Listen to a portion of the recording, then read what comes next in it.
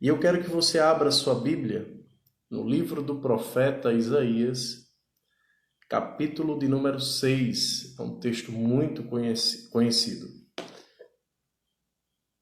Profeta Isaías, capítulo 6. Nós vamos ler a partir do verso de número 1.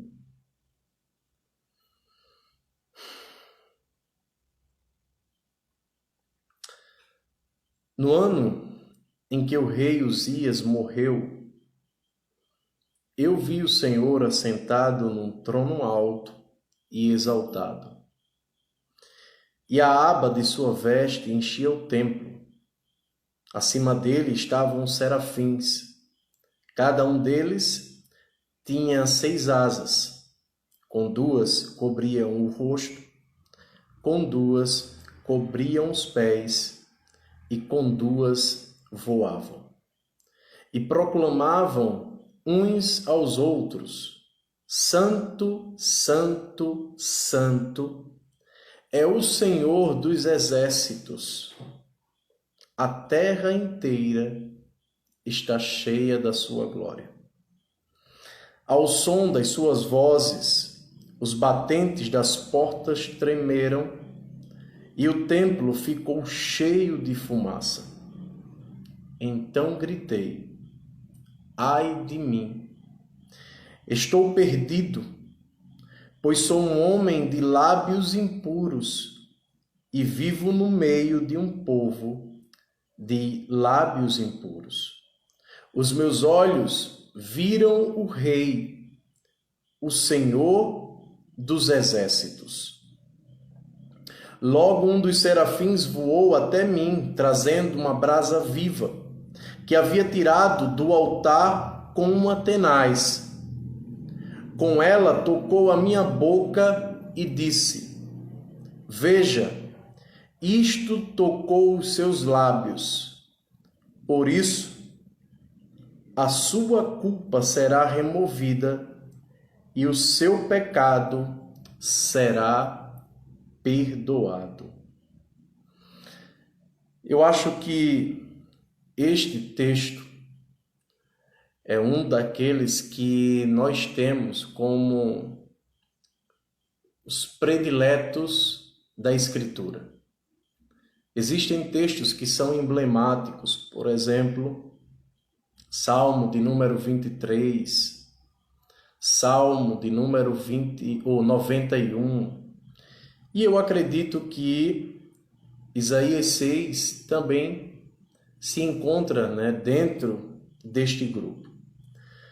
Mas para que nós possamos compreender um pouco acerca desta passagem, nós precisamos ter em mente o que era que se encontrava, o que estava acontecendo naquele momento, naqueles dias em que o profeta Isaías fora chamado pelo Senhor para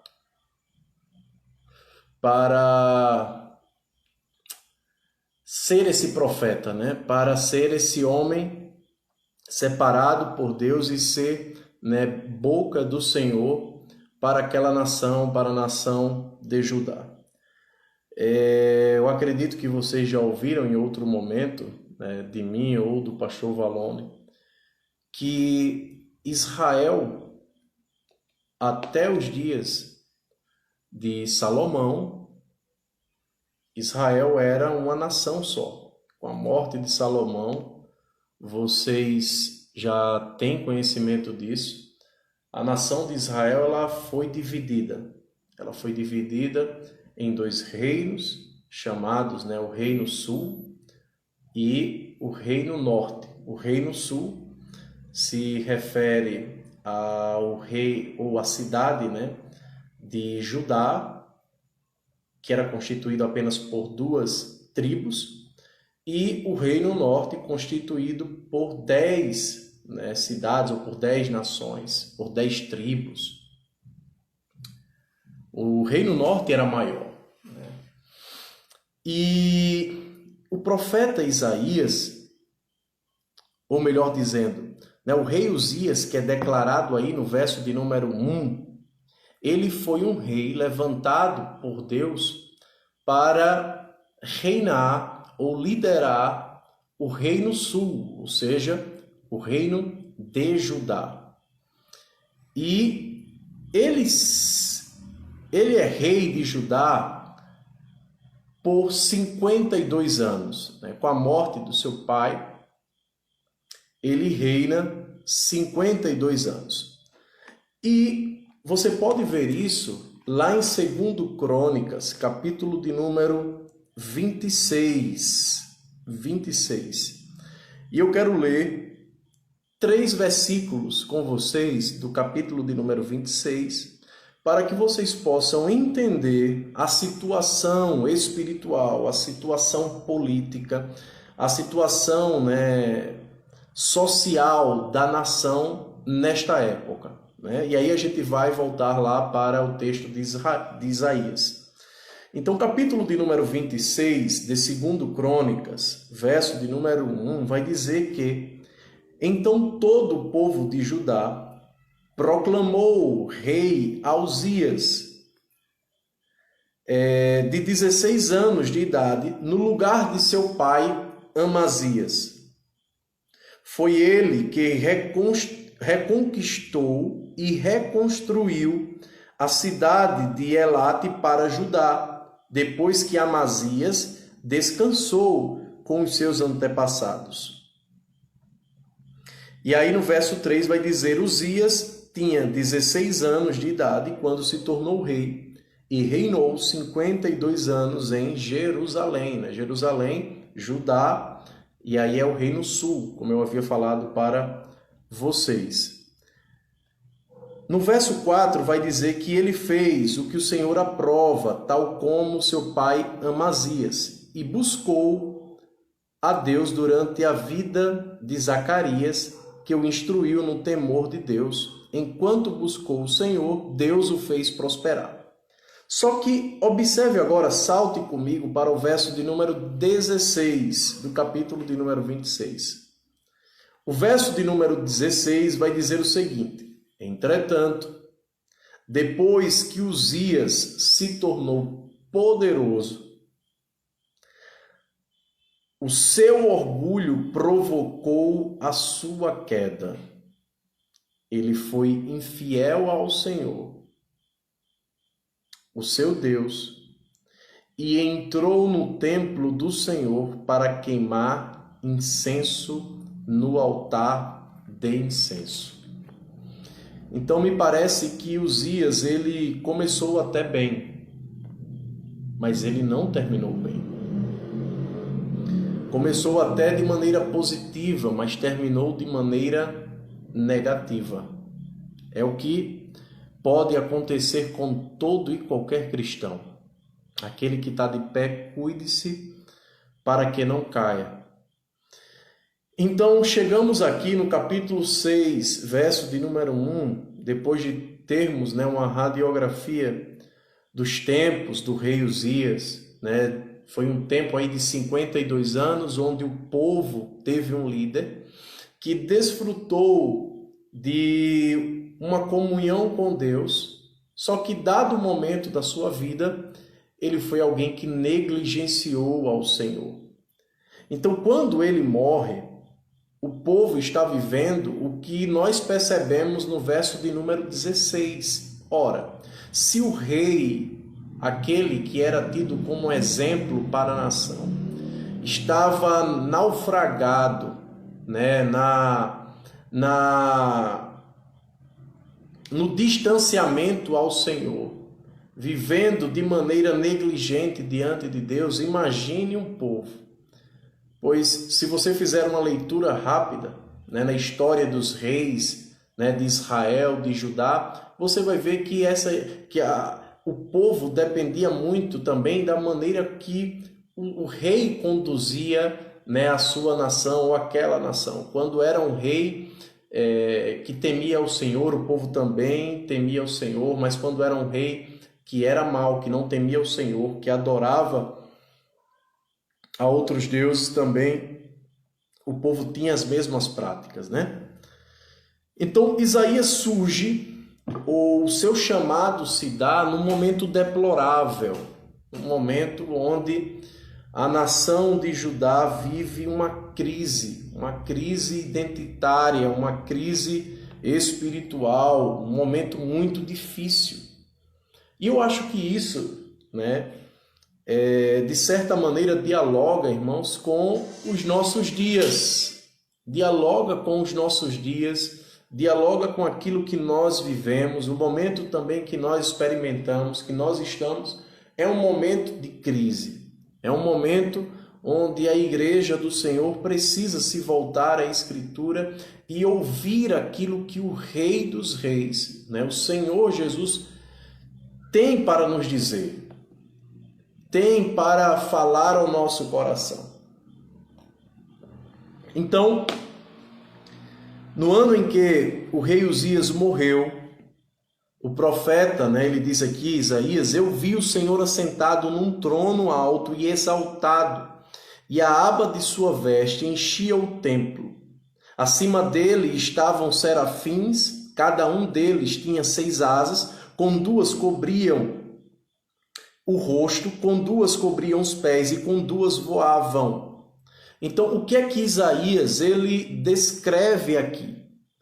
Ele, nessa visão que ele tem, ele enxerga a beleza do Senhor, né? Ele começa a perceber como Deus é belo, né? Ele vai dizer aqui, exaltado, e a aba de sua veste enchia o templo, e acima dele estavam serafins, cada um deles 6 asas, com 2 cobriam o rosto, com 2 cobriam os pés e com 2 voavam, e proclamavam uns aos outros. No caso, os serafins. Como é que ele descreve? Santo, santo, santo é o Senhor dos exércitos. A terra inteira está cheia da sua glória.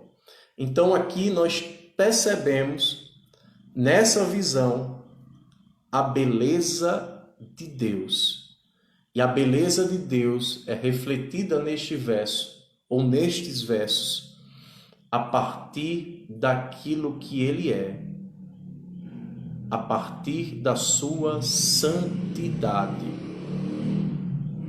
Então Deus é santo.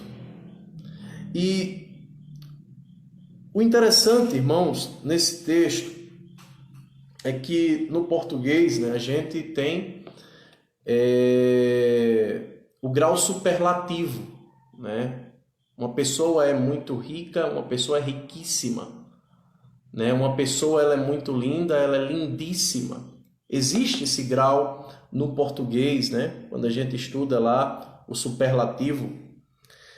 E no hebraico, uma forma de você usar essa estrutura era você repetir essa palavra, né? Ou a palavra que você queria dar ênfase.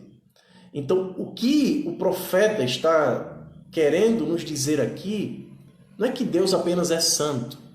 Ele é santíssimo. Ele é muito, muito, muito santo. É muito santo. E a gente vai ver ainda, né, ao prosseguir neste texto, o que a beleza da santidade de Deus faz ou causa na vida deste homem. Então, em primeiro lugar, guarde isso no seu coração. O nosso Deus é santo. O nosso Deus é santo. E por que isso é importante? Nós sabermos de que Deus é santo. Porque se existe uma coisa que faz separação do homem e Deus é o nosso pecado. E todo aquele que deseja se aproximar de Deus deve se aproximar também em santidade. Então, a santidade é um pré-requisito também para o cristão. Deus exige que o seu povo seja um povo santo. Quando nós olhamos, por exemplo, lá para o Pentateuco, e Deus descreve, né, as leis lá no livro de Levítico. Às vezes, quando a gente chega lá no livro de Levítico, a gente fica logo se perguntando, meu Deus, quando é que eu vou terminar este livro? Né? Pelas inúmeras leis que aparecem, a vontade que dá logo é da gente saltar, né? Mas tem um objetivo, tem um propósito. A lei do Senhor, né, os mandamentos do Senhor para a nação de Israel tinham o objetivo de fazer com que o povo, né, tivesse uma vida santa, uma vida diferente, uma vida que correspondesse à altura o Deus a quem ele serve. Não é sem razão que Pedro, lá na sua carta, vai chamar, né, o povo de Deus, nós somos a nação santa. Então, a nação do Senhor, nós somos esse povo que também é chamado para vivermos em santidade. Então, sabendo que Deus é santo, irmãos, observem agora, a partir do verso, né, de número 4, ainda como o profeta Isaías, ele descreve, né, ao som das suas vozes, o batente das portas tremeram, e o templo ficou cheio de fumaça. Então, ao som das vozes de quem? Ele está descrevendo aqui o cântico que saía da boca dos serafins. O cântico era Santo, Santo, Santo, é o Senhor dos exércitos, a terra está cheia de sua glória. Então, ao som das suas vozes, as vozes dos serafins. E aí, agora é o impacto, a partir do verso de número 5, o profeta Isaías tem um impacto daquilo que Deus representa, daquilo que Deus é na sua vida. Pois ele vai dizer no verso de número 5, então gritei, ai de mim, que eu estou perdido, ou talvez na sua versão vai dizer que eu estou perecendo ou morrendo. E a sensação aqui que ele tem, de fato, é essa, né? Porque ninguém podia ver a glória do Senhor. Então ele aqui acha agora que a sua vida vai por água abaixo, a sua vida agora vai, né, ser tomada. Então por isso que ele vai dizer, ai de mim, eu estou perdido, pois sou um homem de lábios impuros e vivo no meio de um povo de lábios impuros, ou na sua Bíblia vai dizer impuros lábios, dá igual. Os meus olhos viram o Rei, o Senhor dos exércitos. Então, o que nós aprendemos aqui no verso de número 5? E isso, irmãos, é um princípio que é uma marca, é um distintivo do cristão. É algo que está inerente a todo aquele que de fato teve um contato com Deus. Todos nós lutamos, né, contra os nossos pecados, ou pelo menos espera-se isso de um cristão, que a gente lute, faça guerra, né, contra a nossa natureza pecaminosa, contra o pecado que tão de perto nos rodeia. E a gente ter contato com Deus, a gente conhecer ao Senhor através, né, da sua palavra, da Escritura, não tem como ter contato com Deus, se relacionar com Deus, sem sermos tocados, sem o Senhor mexer na nossa estrutura mais íntima, sem a gente ser cutucado lá no nosso interior, pelo pecado que às vezes a gente guarda, pela vida, né, dupla que se leva, ou por algo que fazemos e isso não revela, né, o caráter de Deus. Então, todo aquele que tem contato com o Senhor, todo aquele que se relaciona com Deus, vai ter uma reação muito parecida com esta que o profeta Isaías teve. Que reação é essa, Emanuel? É a reação de que, meu Deus, eu estou perdido. É a reação de achar que agora a casa caiu. É a reação de achar que o buraco está mais embaixo. É a reação de achar que, Senhor, para onde eu vou? Sabe? Então, ter contato com a santidade de Deus, ou seja, quanto mais nós conhecemos o Senhor, guarde isso no seu coração. Você é uma pessoa que quer se conhecer, né? A psicologia tem disso, quer fazer com que a gente se conheça. Mas você é essa pessoa que deseja se conhecer? Deixa eu te dar um conselho. Para que nós nos conheçamos mais, para que nós saibamos quem nós somos, basta você conhecer o Senhor.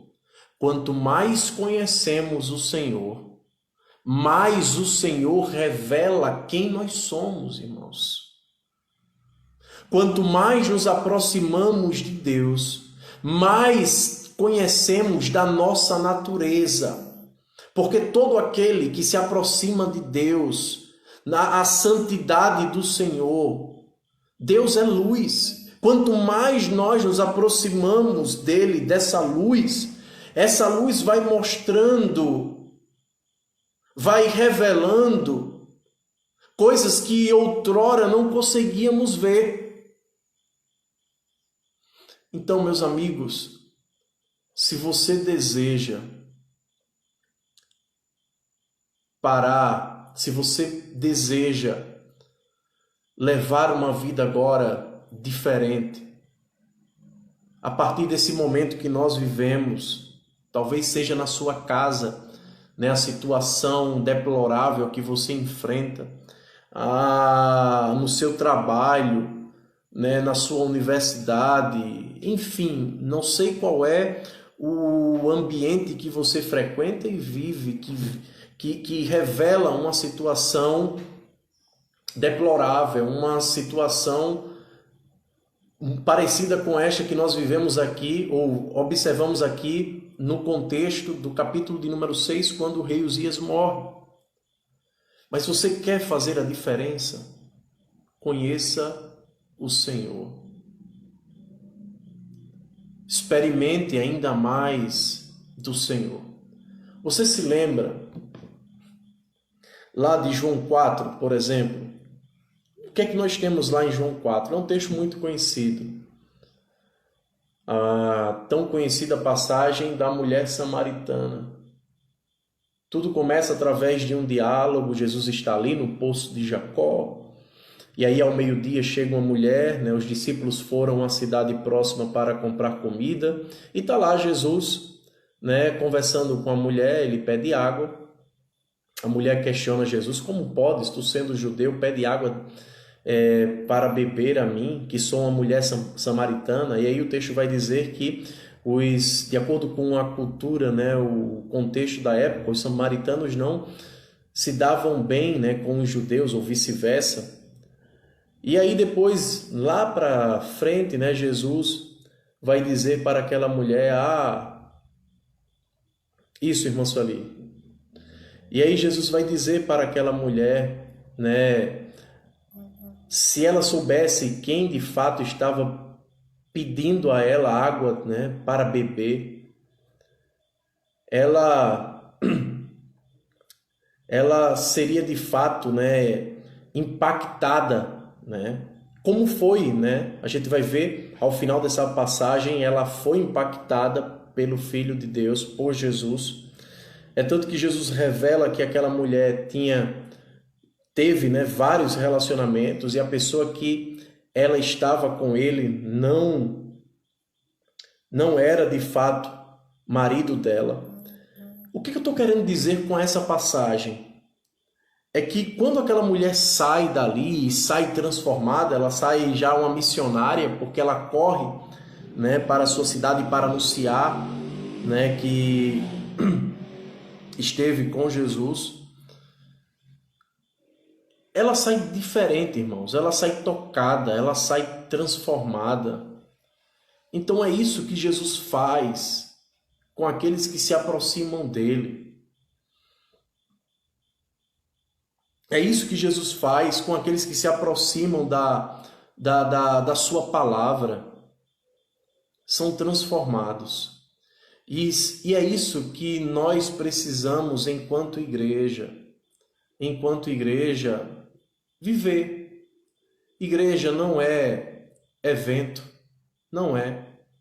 Não é um evento que vai transformar a sua vida. É Deus que transforma a nossa vida, irmãos. Às vezes, no evento, a gente sente aquele frenesi, a gente sente aquela coisa de que passa uma semana extasiado e aquela coisa, meu Deus, e agora eu vou fazer toda a diferença e tal. Com 3 semanas, você volta à sua vida de antes. Deixa de ler a palavra, deixa de sentir desejo por Deus, deixa, de frequentar ambientes de oração. Você volta à sua vida. E ter contato com o Senhor é ter, de fato, esse reconhecimento que precisa de que não há nada mais belo, não há nada mais poderoso, não há nada mais extraordinário. Isso você vive de maneira ordinária, de maneira estável. E é isso que todos nós precisamos, irmãos. E é isso que o profeta Isaías faz, ao longo. Basta você ler os 66 capítulos do livro do profeta Isaías. Ele que foi um homem de Deus, ele que foi um profeta messiânico. A estabilidade, que nós precisamos para a nossa vida cristã, ela vai depender do quanto nós conhecemos a Deus, do quanto nós nos relacionamos com Deus, do quanto nós temos o Senhor como uma prioridade para a nossa vida. Então o profeta, ele é impactado, por isso que ele vai dizer: ai de mim, estou perdido, sou um homem de lábios impuros e habito no meio de um povo de impuros lábios. E aí, a partir do verso 6, o verso 6 e 7 tem um desfecho, a partir desse reconhecimento dele, de que ele é pecaminoso, a partir desse reconhecimento do profeta de que ele de fato é alguém que é impotente diante de Deus, ele é alguém que não é essas coisas todas e que carece da mão do Senhor sobre a vida dele. O que ele vai ver a partir do verso de número 6 e 7? Aqui a gente percebe a misericórdia de Deus. Versos 6 e 7. Logo, um dos serafins voou até mim, trazendo uma brasa viva que havia tirado do altar com uma tenaz. Com ela tocou a minha boca e disse: veja, isto tocou os seus lábios, por isso a sua culpa será removida e o seu pecado será perdoado. Meu irmão, guarde isso no seu coração, porque a culpa, e que culpa era essa? Ele fala aqui, o profeta Isaías diz, o pecado dele. O pecado do profeta tornava ele culpado diante de Deus. E olha só que coisa interessante. Olha só que coisa maravilhosa. Se por um lado o pecado condena o homem e o pecado nos afasta de Deus, por meio da obra e do sacrifício substitutivo. Quando eu falo sacrifício substitutivo, é no sentido de que Cristo nos substituiu lá na cruz. Foi necessário que alguém tomasse para si a culpa, e foi Cristo que fez isso. Cristo então toma a culpa que era nossa. Que belo, irmãos. Isso só faz com que nós nos maravilhemos ainda mais e amemos ainda mais o próprio Jesus.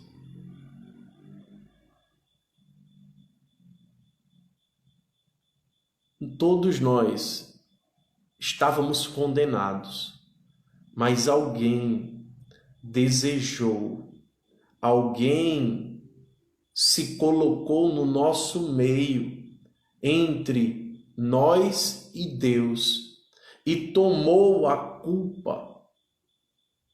E Cristo fez isso.